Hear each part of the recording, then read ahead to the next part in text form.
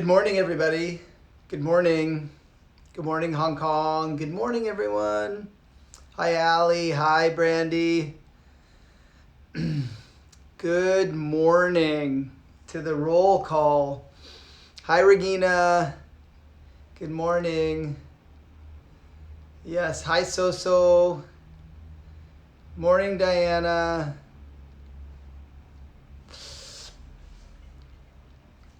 Hi, Shelly. Hi, Tokyo. K-pop and Kimbap. Hi, Seoul, Korea. Singapore, Washington, Hong Kong, Gili Islands, Bali, Vancouver Island. Hello, hello, hello. Hi, Thailand. Hi, O. Yes, great. I'm really glad you guys are all here. Hi, Jesse. Hi, Jessica. Hi, Kate. Yeah, now I'm getting requests for my cats. I'll bring the cats out later. Hello, hello. So today is talk number 8, and I have been giving these talks now for just over a week, and I've been getting some feedback from you guys, and it's been really great to hear from you and to hear how some of what I've been sharing has helped, and to gain some insight from you guys as to what you'd like to hear about, what you'd like me to discuss, and etc. etc. The basic premise of these talks is to discuss yoga, the path of yoga, and how the path of yoga is that's the one discipline that I have the most experience in my life. Of all the things that I've done, I've ended up in this life of yoga, and over these years, I've tried many things, and some have worked, and some have worked less, and so I am presenting the things that have worked for me most. The practice of yoga is where all of us probably have the most common interest, the practice of yoga. And so in this talk, I'm talking about how the practices or the teachings of yoga can parlay into our daily life. And a few of the things I've discussed are intentionality, which is a key teaching in yoga, and how having intentions brings a deep sense of satisfaction. When you decide what you're going to do and then endeavor to achieve it, there's this process that our consciousness goes into with our body and our mind. And the other piece that we discussed was ritualization, creating rituals in the day that allow us to set into motion some guardrails to keep us in an optimal state of mind. And one of the key teachings of yoga is that the state of yoga, the deep experience of yoga, is it begins, like the starting point is having a sattvic mind. Now, we discussed what sattvic mind means. Hi, Fiona. A sattvic mind is a tranquil, alert, illuminated mind. So our mind that is like tranquil, like serene, but alert and illuminated. So in order to experience that state of mind, we ritualize our day. We ritualize our practices, certainly, but we ritualize our day. And so we've discussed about having a ritual in the morning, oil pulling, pranayama, meditation, etc. Journaling. Having a ritual of reading each day, setting aside some time each day and scheduling it into your day so you can read. And certainly doing practices like our asana practice. And many of you guys work out. You do like a gym workout or boxing or things like that. So you schedule that into the day. Today, what I'd like to discuss is this. There's a concept of 3 cultivations that we seek to attain in the practice of yoga, like as a guiding principle of what we're doing in yoga. We use this triad of 3 cultivations, and the first cultivation is sensitivity. The second cultivation is discrimination. And the third cultivation is wisdom. So the cultivations of the path of yoga, sensitivity, discrimination, and wisdom. So the first cultivation is sensitivity, and we've discussed this in a previous talk. Sensitivity is, we could align it to awareness. Having awareness, and over time increasing our awareness. What we're really talking about is increasing self-awareness. It's not like being aware of the world is one level of awareness, like someone who reads the paper or reads online or has lots of information about the marketplace or politics, things like that. That's an awareness. But what we're talking about in yoga is self-awareness.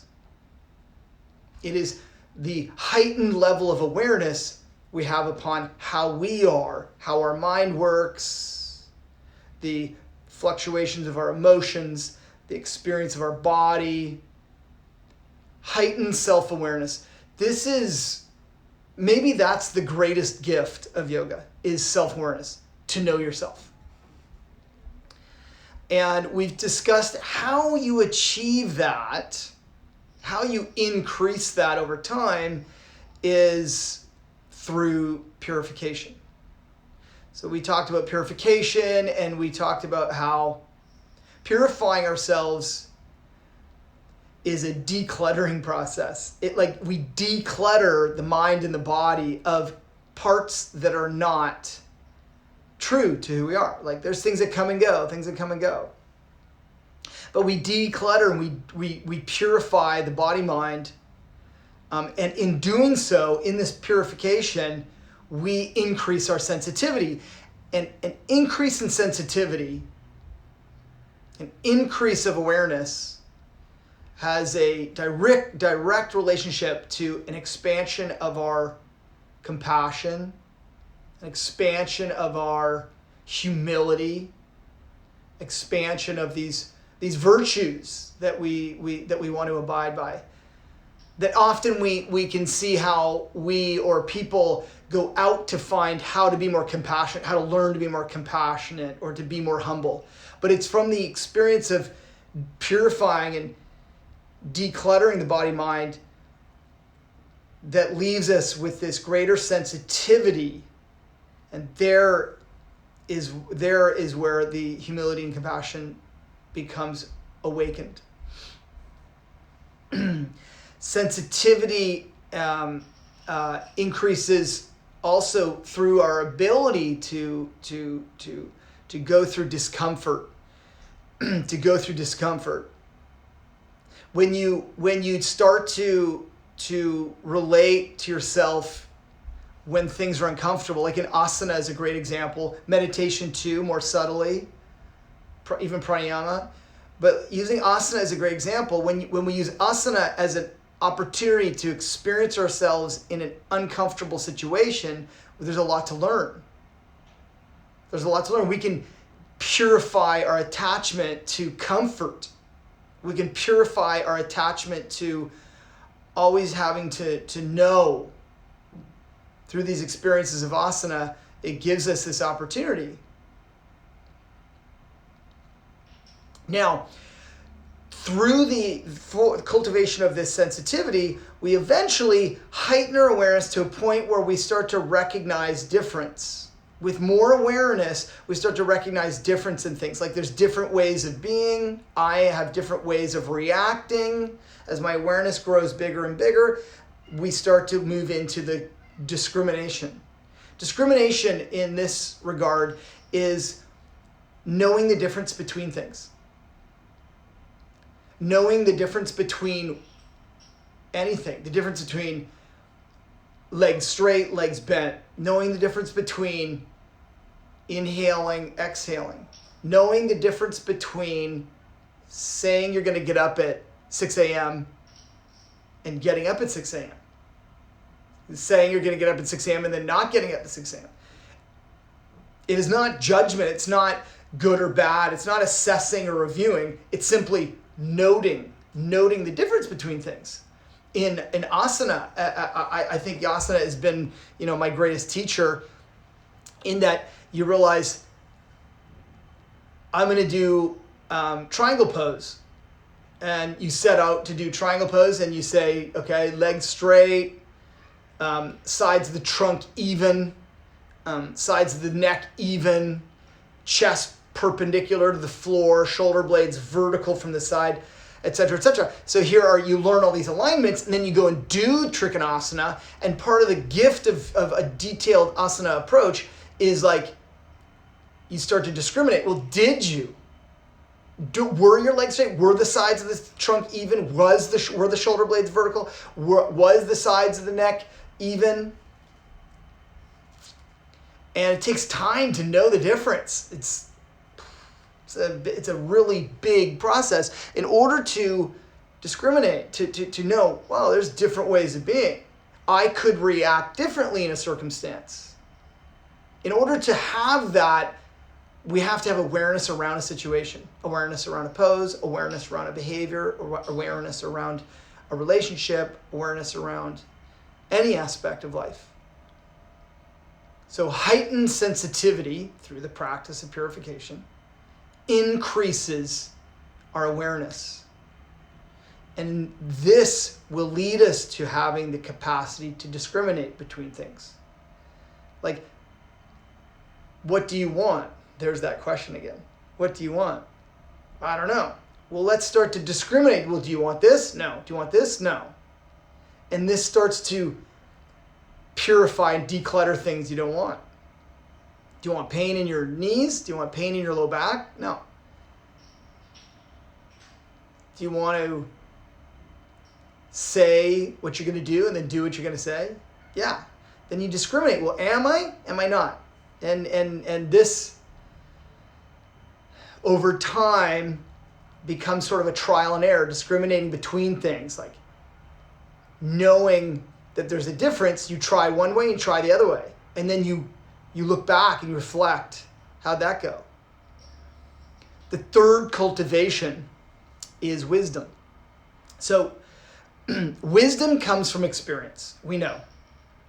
When we think back to the wise people in our life, like, the kind of the quintessential grandfather or grandmother, we sit at the feet of our grandmother or grandfather, and they tell us, like, they give us advice. And we think, oh, they're so wise. And, it's like that wisdom is a result of a longer life than ours. They've been through the ups and downs. They've been up and down. There's been up and down. And they look back and they go, that's not the best way to go. And so wisdom becomes knowing which way to go. If discrimination is knowing that there are different ways to go, wisdom is knowing which way to go. There's different ways of doing Trikonasana pose.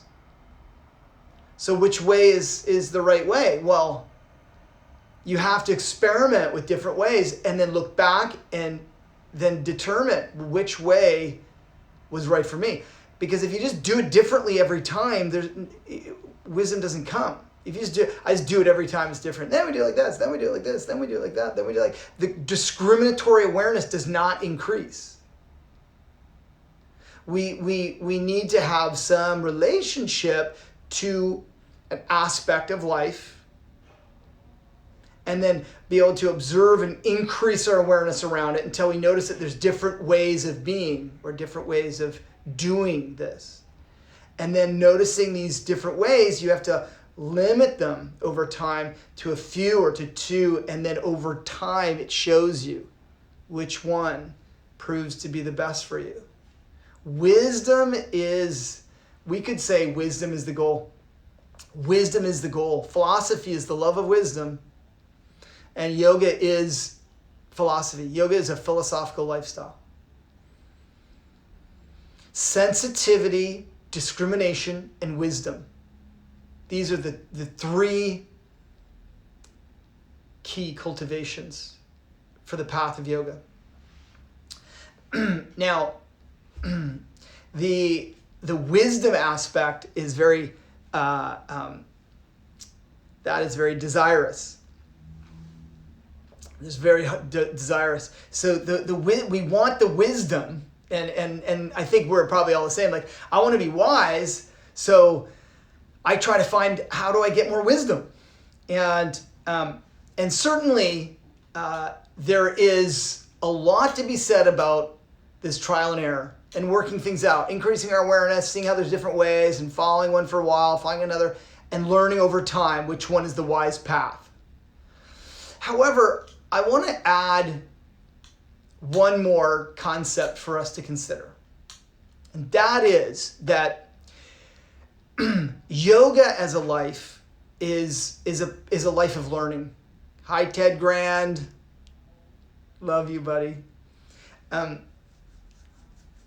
There is a life of learning in yoga, and we learn as we go. And hopefully if we journal and look back, we can sort of learn from our experience, learn from our path over time.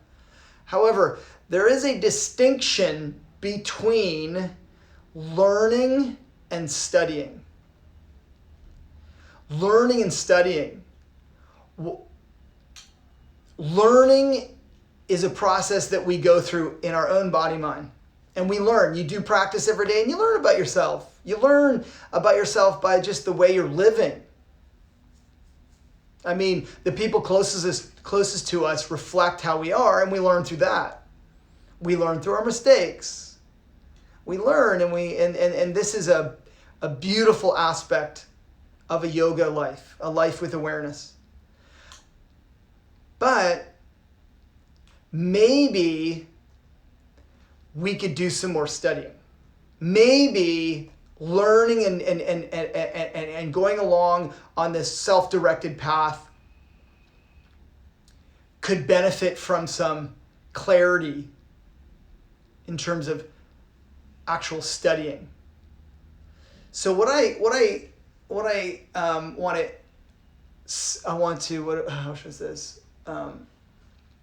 propose is that we have this desire to be more wise. We have this desire to live a life of yoga, to follow our rituals, to practice all the time and all these things, and to have life get better over time. And this happens, and there's this cultivation of sensitivity, discrimination, wisdom. However, skip ahead to wisdom. Skip the sensitivity, skip the discrimination, go right to wisdom. And we look at, well, where can I find wisdom? One of the ways is to look at time-tested results. If we look at someone who has more experience than us, if we look to the traditions like Buddhism or behavioral psychology like Carl Jung, or if we look to the yogic scriptures like Patanjali's Yoga Sutra, we can see how there are distilled teachings that are burning with wisdom. They're burning with wisdom. And it requires time, and it requires attention, and it requires some trust that we don't have all the information, we don't have all the teachings that might help us right now. And so going into some book reading and going into some deeper study is infinitely helpful. Infinitely helpful. We know that all our sphere of control exists within our body and our mind right here, just here. Everything else outside that we have no control over. We can influence it in different times here and there, but what we have control over is our mind and our reactions. These are the only thing that we have greater or lesser control ultimately over. So to learn about different ways of being, we can study. Studying and learning are two different processes. They overlap in ways. They do, studying and learning, clearly.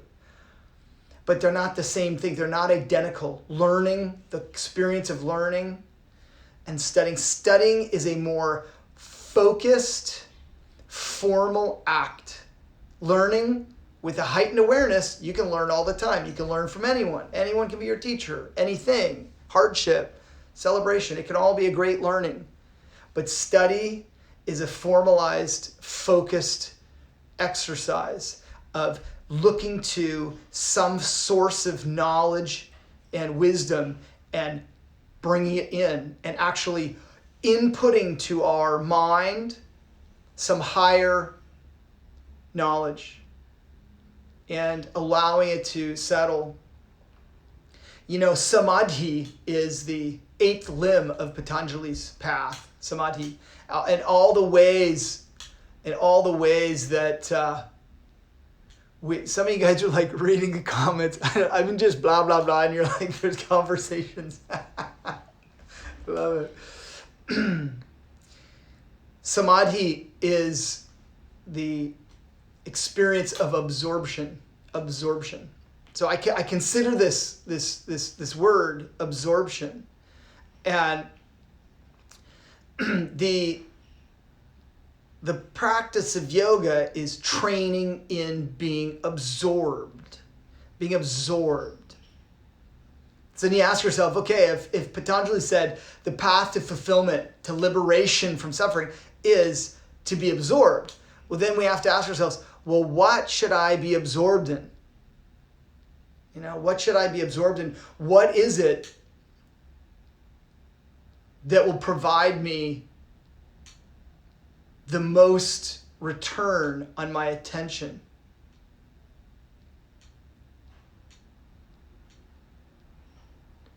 Absorption into wisdom, absorption into positivity, absorption into the truth. Yoga would say, the path of yoga would say, eventually it's becoming absorbed in yourself. Like, to know yourself truly, we need to be absorbed in ourselves. To be completely absorbed, like our own awareness is absorbed, like, who am I, man? What do I want? You know, what do I want? It's a process. Samadhi, being absorbed within the state of our own, inhabiting our own body, mind completely. That requires some ruthless decluttering.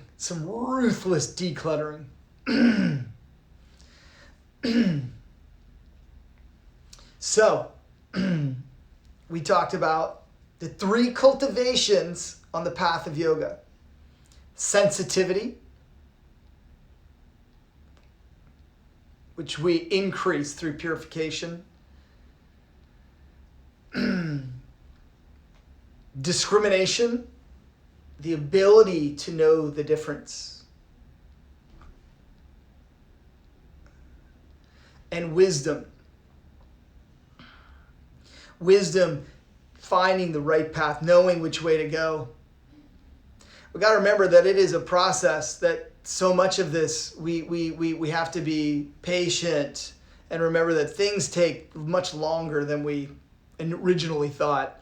People say, oh, I did yoga for like 3 years and I don't know, like it didn't provide the results, or I've been doing yoga for 3 months and I still can't do headstand.